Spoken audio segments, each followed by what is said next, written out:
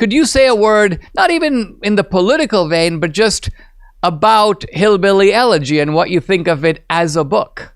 Yeah, absolutely. And I actually just finished it a few days ago, so perfect timing. And I really enjoyed it. I feel like people who are commenting negatively, I'm curious if they actually read it from start to finish, because I feel like if you're reading it with an open mind, and I think before he was the VP nominee, that there were a lot of liberals who did appreciate his book and then changed their minds, based on his politics, which is interesting because it doesn't change what he wrote.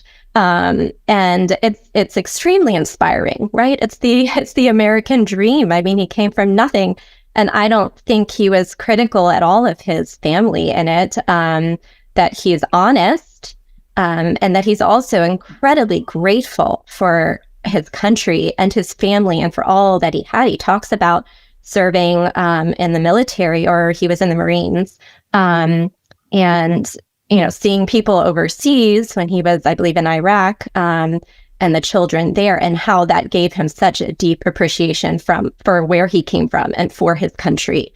And there's something incredibly beautiful about that. He understands the working class American in a way that I think no other politician, probably in a long time, has.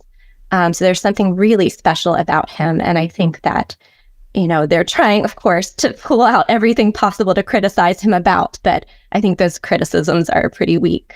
I mean, to me, the impressive thing about not just that book, but about his life as depicted is that, it's one thing to come out of poverty because you can be born in great poverty. I think of some slum kid, for example, that is in a village in India.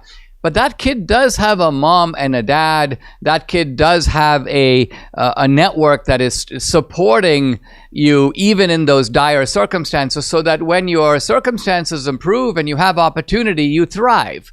The remarkable thing about JD is when I read those opening chapters of the book, this is a very dysfunctional environment, I thought to myself. So to climb out of that, not just material poverty, but I'd have to say cultural poverty, is doubly hard.